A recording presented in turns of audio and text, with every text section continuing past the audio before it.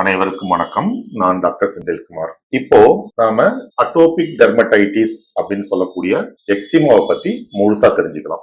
Eczema ஏன் வருது, என்னென்ன அறிகுறிகள் இருக்கும், ஹோம் ரெமிடிஸ் என்ன, என்ன ட்ரீட்மெண்ட் எடுத்தா நல்லது, என்னென்ன ப்ரிகாஷன்ஸ் எடுக்கணும். அட்டோபிக் டெர்மடைட்டிஸ் அப்படின்ற எக்ஸிமா பத்தி கம்ப்ளீட்டா தெரிஞ்சுக்கணும் அப்படின்னா நீங்க முழுசா இந்த வீடியோவை ஸ்கிப் பண்ணாம பாருங்க. அட்டோபிக் டெர்மடைட்டிஸ் அப்படின்றது ஒரு லாங் டைம் ஸ்கின் கண்டிஷன். இது என்ன பண்ணுன்னு பாத்தீங்கன்னா அரிப்பு இருக்கும், செவந்து போயிடும், ஸ்கின் ட்ரை ஆகும். நிறைய பேர் கேட்கிற ஒரு காமன் கொஸ்டின், நான் இந்த அட்டோபிக் டெர்மடைட்டிஸ் இந்த வேர்டை நான் கேள்விப்பட்டதே இல்லை, இது எனக்கு புதுசா இருக்கு அப்படின்னு. தமிழ்ல கரப்பான் படை அப்படின்னு சொல்லுவாங்க. இது காமனா உள்ள ஒரு ப்ராப்ளம் தான். இது வெளிநாட்டுல இருந்து இம்போர்ட் ஆன வியாதி கிடையாது. இந்தியாலேயே தமிழ்நாட்டிலே நிறைய பேருக்கு இந்த எக்ஸிமா ப்ராப்ளம் இருக்கு. பிறந்த குழந்தைங்களுக்கு வரக்கூடிய வாய்ப்புகளும் உண்டு. அதை கன்ஜெனிட்டல் அட்டோபிக் டெர்மடைட்டிஸ் அப்படின்னு சொல்லுவாங்க. பிறந்த சில நாள்ல அந்த குழந்தைங்களுக்கு தோல் நல்லா வறண்டு ட்ரை ஸ்கின் மாதிரி இருக்கும்.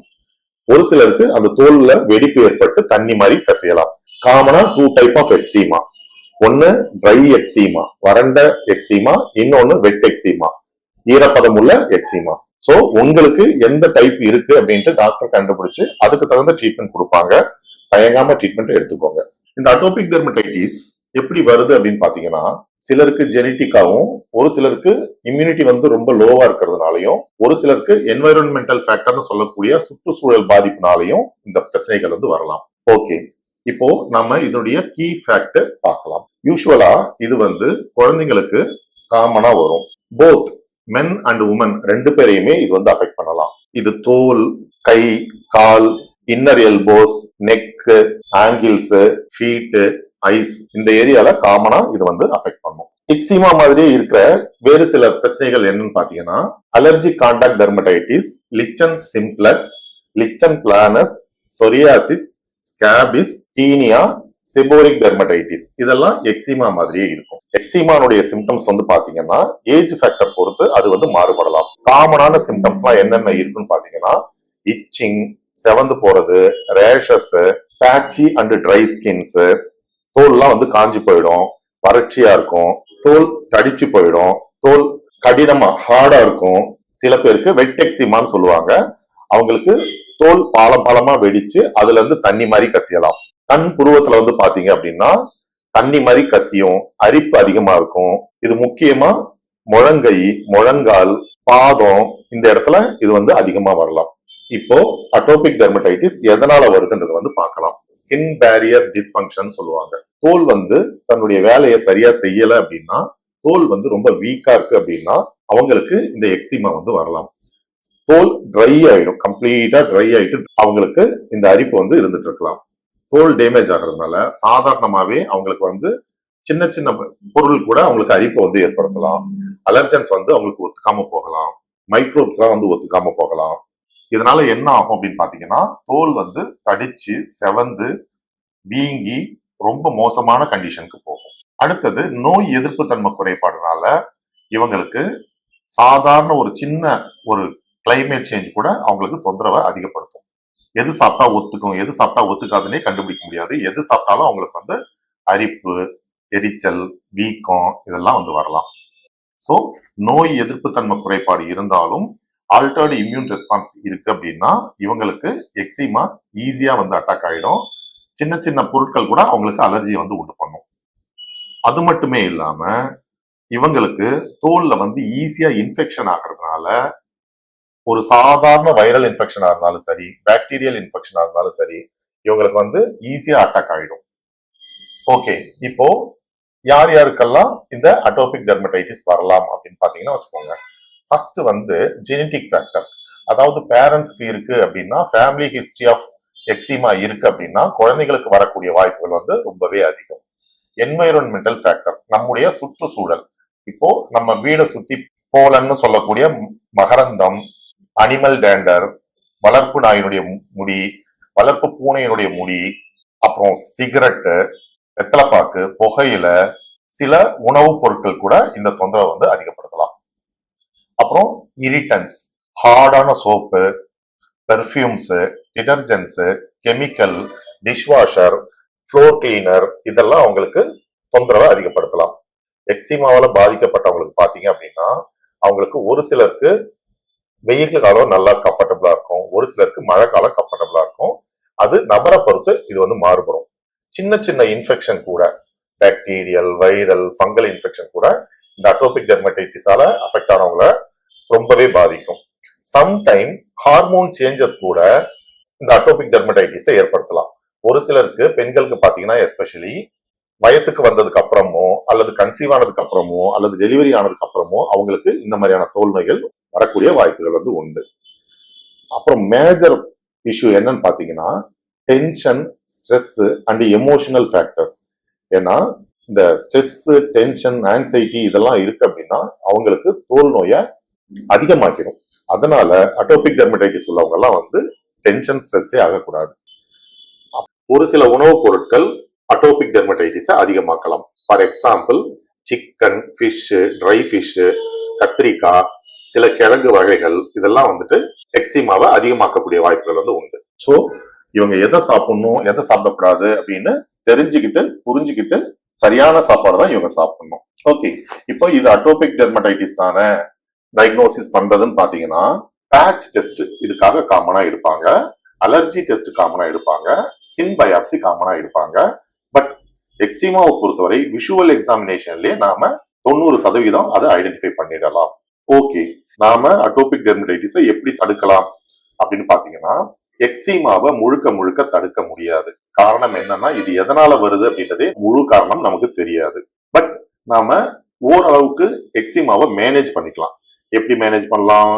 அதாவது ரெகுலரா ஸ்கின் மாய்ஸ்சர் யூஸ் பண்றது மூலமாவோ, எந்தெந்த உணவுப் பொருட்கள் நமக்கு ஒத்துக்குது, எந்தெந்த உணவுப் பொருட்கள் ஒத்துக்கலன்னு நம்ம தெரிஞ்சுக்கிறது மூலமாவோ, நாம ஸ்கின் கேரை ப்ராப்பரா மெயின்டைன் பண்றது மூலமாவோ, எந்தெந்த பொருட்கள் நமக்கு அலர்ஜியை உண்டு பண்ணுது, ஃபார் எக்ஸாம்பிள் எனக்கு டிஷ் வாஷ் வந்து அலர்ஜியை உண்டு பண்ணுது, ஃப்ளோர் கிளீனர் அலர்ஜியை உண்டு பண்ணுதுன்னா அதெல்லாம் நம்ம அவாய்ட் பண்றது பெஸ்ட். இப்போ குழந்தைங்களுக்கு எக்ஸிமா இருக்கு அப்படின்னா நாம என்னென்ன பண்ணலாம்னு பாத்தீங்கன்னா எந்தெந்த காரணிகள் குழந்தைங்களுக்கு அலர்ஜியை அதிகப்படுத்துதோ அந்தந்த காரணிகளை நாம அவாய்ட் பண்ணிடணும். ஃபார் எக்ஸாம்பிள் ஒரு சில குழந்தைங்களுக்கு சோப் ஒத்துக்காது, ஒரு சில குழந்தைங்களுக்கு டஸ்மைட்ஸ் ஒத்துக்காது, ஒரு சில குழந்தைங்களுக்கு ஃபுட்ல பாத்தீங்கன்னா எக் ஒத்துக்காது, சிக்கன் ஒத்துக்காது, ட்ரை ஃபிஷ் ஒத்துக்காது, சில கிழங்கு வகைகள் ஒத்துக்காது. அதெல்லாம் தவிர்த்திடணும். மேற்கொண்டு சொரியாமலும் அவங்களுக்கு அந்த ட்ரைனஸ் வந்து விறுவிறுப்பை ஏற்படுத்திச்சு அப்படின்னா அவங்க வந்து மாய்ஸ்சரைசிங் லோஷனும் வந்து யூஸ் பண்ணிக்கலாம். குழந்தைங்களுக்கு வந்து நகத்தை பொட்டை வெட்டி விட்டுறது நல்லது. ஏன்னா நகம் இருக்கு அப்படின்னா சொரிஞ்சாங்கன்னா அந்த இடத்துல காயமாயிட்டு அங்க இன்ஃபெக்ஷன் ஆகக்கூடிய வாய்ப்புகள் வந்து உண்டு. அதனால குழந்தைங்களுக்கு பீரியாடிக்கலா நகத்தை வெட்டுறது நல்லது. குளிச்சதுக்கு அப்புறம் ட்ரைனஸ் அதிகமா இருக்கிறதுனால அவங்க மாய்ஸ்சரைசிங் லோஷனோ மாய்ஸ்சரைசிங் கிரீமோ போட்டுக்கிறது நல்லது.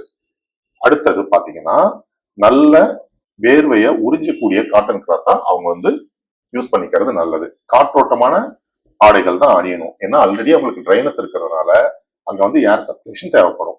குழந்தையினுடைய தோல் வந்து வறண்டு போயிருக்கிறதுனால அவங்கள கம்ஃபர்டபுளான கூல் பிளேசஸ்ல அவங்கள வச்சுக்கிறது நல்லது. ஒரு சில மெடிசன்ஸ் வந்து குழந்தைங்களுக்கோ பெரியவங்களுக்கோ ஒத்துக்காம போகலாம். அதனால அவங்களுக்கு டெஸ்ட் பண்ணாம எந்த ஒரு இன்ஜெக்ஷனோ மெடிசன்ஸோ கொடுக்க கூடாது. வேற ஏதாவது பிரச்சனைக்கு டாக்டர் கிட்ட குழந்தைங்களை கூட்டிட்டு போறீங்க அல்லது நீங்க போறீங்க அப்படின்னா உங்களுக்கு எக்ஸிமா இருக்கு அப்படின்னா டாக்டர் கிட்ட நீங்க தெளிவா சொல்லிடணும், டாக்டர் எனக்கு வந்து எக்ஸிமா இருக்கு, சில அலர்ஜி ப்ராப்ளம் இருக்கு, அதனால அதுக்கு தகுந்த மாதிரி மருந்து கொடுங்க நீங்க சொல்லிடுறது உங்களுக்கு நல்லது. ஓகே டாக்டர், இப்ப எனக்கு எக்ஸிமா இருக்கு, நான் வீட்டுல என்னென்ன கேர் எடுக்கணும் அப்படின்னு கேட்டீங்கன்னா பைட்டோதெரப்பி அண்ட் பாத் தெரப்பி. இந்த பைட்டோதெரப்பி அப்படின்றது சில மூலிகைகளை போட்டு நாம குளிக்கிறது. ஒரு உதாரணத்திற்கு வேப்பிலைய தண்ணியில போட்டு அதை வெயில நல்லா வச்சு சூடேத்தி அதுக்கப்புறம் குளிக்கலாம். சுடுதண்ணியில மஞ்சள் தூள் கலந்து குளிக்கலாம்.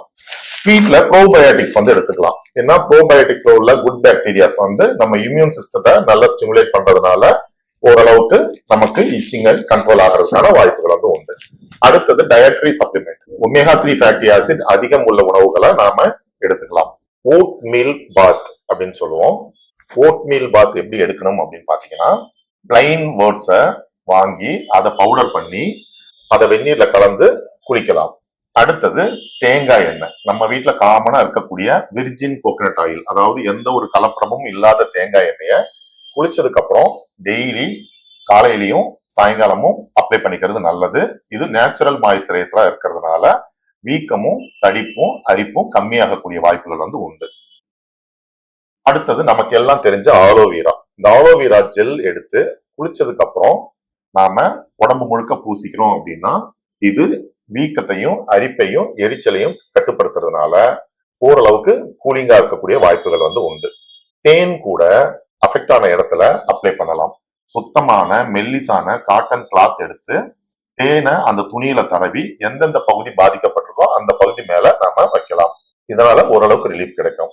ஈவினிங் பிரைம் ரோஸ் ஆயில், இது வீக்கத்தை கட்டுப்படுத்துறதுக்காக இந்த ஈவினிங் பிரைம் ரோஸ் ஆயில கொடுப்பாங்க.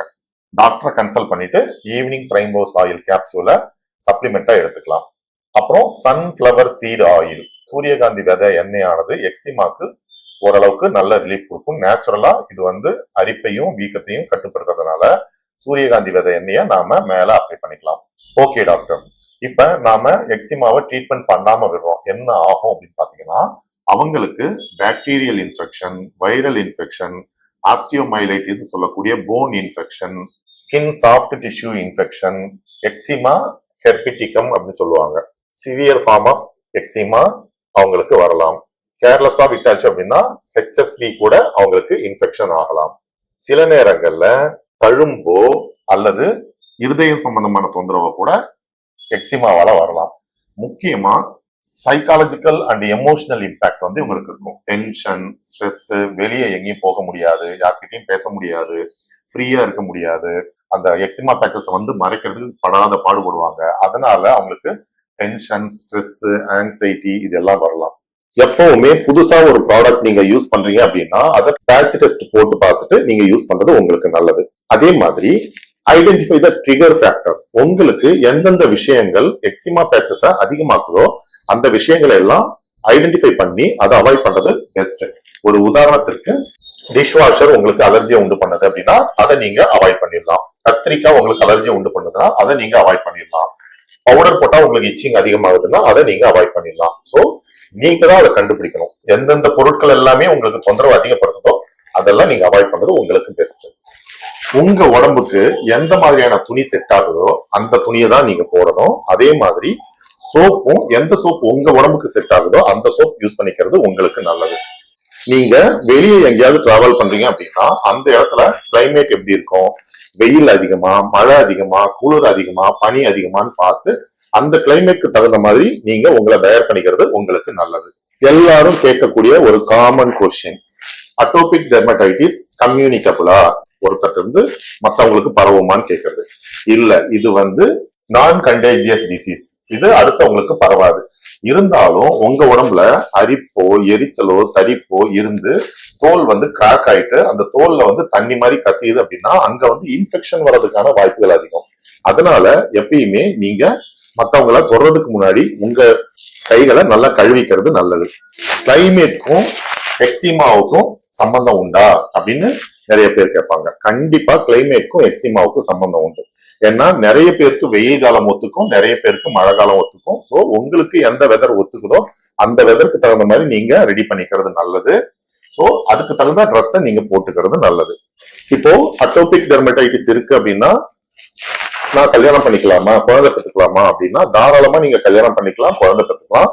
இது ஹெரிடிட்டியா இருந்தா கூட எல்லாருக்குமே வரும் அப்படின்னு நம்ம சொல்ல முடியாது. அதனால நீங்க கவலைப்பட வேண்டிய அவசியமே கிடையாது. தாராளமா கல்யாணம் பண்ணிக்கலாம், தாராளமா குழந்தை பெற்றுக்கலாம். நான் வேசலைன் யூஸ் பண்றேன், அந்த வேசலைன் நான் யூஸ் பண்ணிக்கலாமா அப்படின்னு நிறைய பேர் கேட்பாங்க.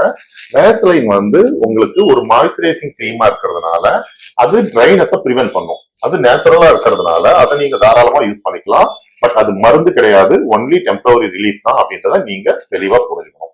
எனக்கு அட்டோபிக் டெர்மடைட்டிஸ் இருக்கு டாக்டர், நான் காமன் ஸ்விம்மிங் பூல்ல நான் குளிக்கலாமா அப்படின்னு நிறைய பேர் கேட்பாங்க.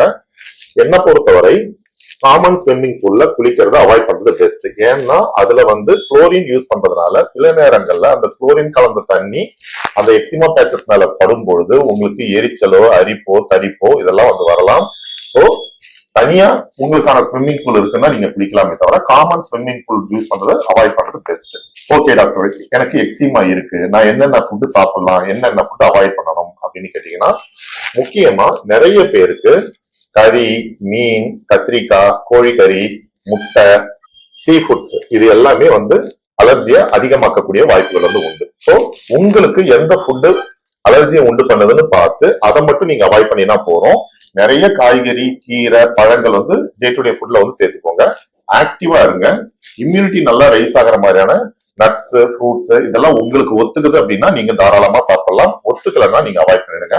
சோ ஒரு ஃபுட் டைரி மெயின்டைன் பண்ணிக்கோங்க. இன்னைக்கு என்ன ஃபுட் எடுத்தோம் அப்படின்றத, idli with chutney, what type of chutney, rice with what type of sambar, chapati with what type of sabzi அப்படின்றத வந்து ஒரு டைரியில வந்து நோட் பண்ணிக்கோங்க. சப்போஸ் உங்களுக்கு அரிப்போ, தடிப்போ, வீக்கமோ, தண்ணி கசிதோ அதிகமா இருக்கு அப்படின்னா அன்னைக்கு முதல் நாள் என்ன ஃபுட் எடுத்தீங்கன்னு பார்த்து அதுல சந்தேகத்துக்குரிய ஃபுட் ஏதாவது இருந்துச்சுன்னா அதை சாப்பிடறது நீங்க அவாய்ட் பண்றது பெஸ்ட். மோஸ்ட் ட்ரிகரிங் ஃபேக்டர் என்னன்னு பாத்தீங்கன்னா, எனக்கு எக்ஸிமா இருக்கு, அதனால எனக்கு கவலையா இருக்கு, ஒரே டென்ஷனா இருக்கு அப்படின்னு நிறைய பேர் சொல்லுவாங்க. வெளியே எக்ஸ்போஸ் ஆகிறதுக்கு எனக்கு தயக்கமா இருக்கு அப்படின்றது. நிறைய பேருக்கு எக்ஸிமா, லிச்சன் பிளானஸ், சொரியாசிஸ் இந்த மாதிரியான ஸ்கின் ப்ராப்ளம் இருக்கு. இது வந்து ஒரு காமன் கண்டிஷன். யாரும் உங்களை பார்த்து தப்பாவோ தவறாவோ நினைக்க மாட்டாங்க. நீங்க எந்தவித தயக்கமும் இல்லாம நீங்க பப்ளிக் ஆக்டிவிட்டிஸ்ல நீங்க ஈடுபடலாம். உங்ககிட்ட தாழ்வு மனப்பான்மை இருக்குன்னா அதை தூக்கி எறிஞ்சிட்டு நீங்க ஆக்டிவா இருங்க. ஏன்னா பிரெயின் நல்லா ஆக்டிவா இருக்கு, நீங்க நல்லா ஆக்டிவா இருக்கீங்க அப்படின்னா உங்க ஸ்கின்கான நரிஷ்மெண்ட் நல்லாவே கிடைக்கும். சோ எக்ஸிமா ப்ராப்ளத்தை வந்து ஈஸியா ஓவர் கம் ஆகிறதுக்கு ஹெல்ப்ஃபுல்லா இருக்கும். அதனால அந்த காம்ப்ளெக்ஸை தூக்கி தூர போட்டு நீங்க ஆக்டிவாவும் ஃப்ரெஷ்ஷாவும் இருக்க பழகிக்கோங்க. இப்ப அட்டோபிக் டெர்மடைட்டிஸை ப்ராப்பரான ட்ரீட்மெண்ட் எடுக்காம நம்ம சப்ரஸ் பண்ற மாதிரியான மெடிசன்ஸ் எடுக்கும்போது அவங்களுக்கு பிற்காலத்துல ஆஸ்துமா வரக்கூடிய வாய்ப்புகள் வந்து அதிகம். சோ இதுல வந்து இன்னொரு டைப் என்ன அப்படின்னு பாத்தீங்கன்னா, கான்டாக்ட் அட்டோபிக் டெர்மடைட்டிஸ் சொல்லுவாங்க. அவங்களுக்கு ஏதாவது ஒரு பொருள் ஒத்துக்கல அப்படின்னா அந்த பொருளை தொட்டாலோ அந்த பொருள் மேல பட்டாலோ அவங்களுக்கு இந்த எக்ஸிமா வரக்கூடிய வாய்ப்புகள் வந்து உண்டு. சோ தேவையில்லாம நீங்க புதுசா ஒரு பொருள் ட்ரை பண்றீங்க அப்படின்னா அதை நீங்க அவாய்ட் பண்றது பெஸ்ட். நம்புலார் எக்ஸிமா அப்படின்னு ஒரு டைப். இது வந்து தீக்காயப்பட்டா எப்படி இருக்கும் அல்லது பூச்சி கடிச்சா எப்படி இருக்கும் அந்த மாதிரி இருக்கும். செபோரிக் டெர்மடைட்டிஸும் அட்டோபிக் டெர்மடைட்டிஸ் ஒரு வகைதான். இது நம்ம உடம்புல உள்ள எண்ணெய் சுரப்பிகள் பகுதியில இது வந்து வரக்கூடிய வாய்ப்புகள் வந்து உண்டு. எண்ணெய் சுரப்பி முகத்துல அடைப்பட்டு அங்க வந்து பிம்பிள்ஸ் மாதிரி வரலாம். ஸ்டாசிஸ் டெர்மடைட்டிஸ்னு ஒரு கண்டிஷன் இருக்கு. இது உடம்புல ரத்த ஓட்டம் கம்மியா உள்ளவங்களுக்கு இந்த பிரச்சனை இருக்கும். எக்ஸிமா உள்ளவங்களுக்கு மென்டல் ஹெல்த்ன்றது ரொம்பவே முக்கியம். ஏன்னா tension, stress, anger, anxiety, palpitation இது எல்லாமே எக்ஸிமாவை அதிகப்படுத்தலாம். நீங்க டாக்டர் கிட்ட எக்ஸிமாக்கு ட்ரீட்மெண்ட் எடுக்க போகும்போது நீங்க கேட்க வேண்டிய கேள்விகள் என்னென்ன அப்படின்னா, எந்த மாய்ஸ்சரைசிங் கிரீம் அல்லது லோஷன் எனக்கு சூட் ஆகும் அல்லது பெஸ்ட் அப்படின்னு நீங்க கேட்கலாம். என்ன சோப் நான் யூஸ் பண்றது அப்படின்றத நீங்க கேட்கலாம். என்ன மெட்டீரியல்ல ட்ரெஸ் போடணும் அப்படின்றத நீங்க கேட்கலாம். முக்கியமா பெட் டாக்ஸோ அல்லது பெட் அனிமல்ஸோ வளர்க்கலாமா வளர்க்க கூடாதான்றத நீங்க டாக்டர் கிட்ட தெளிவா கேட்டு தெரிஞ்சுக்கிறது உங்களுக்கு நல்லது. சில பேருக்கு வேர்வை வந்து ரொம்ப அதிகமா இருக்கும். அவங்க எப்படி மேனேஜ் பண்ணணும் அப்படின்றத நீங்க டாக்டர் கிட்ட கேட்கலாம். டென்ஷன் வந்து எக்ஸிமாவா அதிகமாக்குமா அப்படின்னு நீங்க கேட்கலாம். பொதுவா ஒரு சிலருக்கு சிம்டம்ஸ் வந்து எதுவுமே இருக்காது, ஆனா திடீர்னு ஃபிளேர் அப் ஆகும். ஏன் ஃபிளேர் அப் ஆகுது அப்படின்றத நீங்க டாக்டர் கிட்ட கன்சல்ட் பண்ணும்போது உங்களுக்கு தெளிவா ஐடியா கிடைக்கக்கூடிய வாய்ப்புகள் வந்து உண்டு. சோ எக்ஸிமா இருக்கு அப்படின்னா தயங்காம, வருத்தப்படாம, கஷ்டப்பட்டு இருக்காம ஒரு நல்ல எக்ஸ்பீரியன்ஸ்டு ஹோமியோ டாக்டர் கிட்ட கன்சல்ட் பண்ணி systematic and constitutional homeopathic medicines. எல்லாரும் கேட்கிற ஒரு கேள்வி, எல்லாமே சொல்றீங்க, நீங்க மருந்தை மட்டும் நீங்க சொல்ல மாட்டேன்றீங்க அப்படின்னா, ஹோமியோபதி மருந்துகள் ஒவ்வொருத்தருக்கும் மாறுபடும். ஒரு உதாரணத்திற்கு ஒரு கிளாஸ்ல 50 பேர் இருக்காங்க, 50 பேருக்கும் ஒரு டீச்சர் பாடம் எடுக்கிறாங்க. ஆனா 50 பேரும் ஒரே மார்க்கை வாங்குறது இல்ல, 50 டிஃபரெண்ட் மார்க்கை தான் வந்து வாங்குறாங்க. ஒரு டீச்சர் பாடம் நடத்தினா கூட 50 பேரும் அப்சர்வ் பண்ணி விதவிதமான மார்க்குகள் தான் எடுக்கிறாங்களே தவிர ஒரே மாதிரியான மார்க்குகள் எடுக்கிறது இல்ல. அதே மாதிரி எக்ஸிமான்ற ஒரு நோய் 50 பேருக்கு இருக்குன்னா அந்த 50 பேருக்கும் அறிகுறிகள் எல்லாம் மாறுதலா இருக்கும். அதனால ஒவ்வொருத்தருடைய அறிகுறிகளுக்கு தகுந்த மருந்துகள் தான் வந்து வேலை செய்யும். அதனாலதான் மருந்துகள் பேர் சொல்றதில்ல. ஒரு எக்ஸ்பீரியன்ஸ்டு ஹோமியோபதி டாக்டரை நீங்க டைரக்டா நேர்ல கன்சல்ட் பண்ணி நீங்க ப்ராப்பரான ட்ரீட்மெண்ட் எடுக்கிறீங்கன்னா நல்ல ரிசல்ட் இருக்கும்.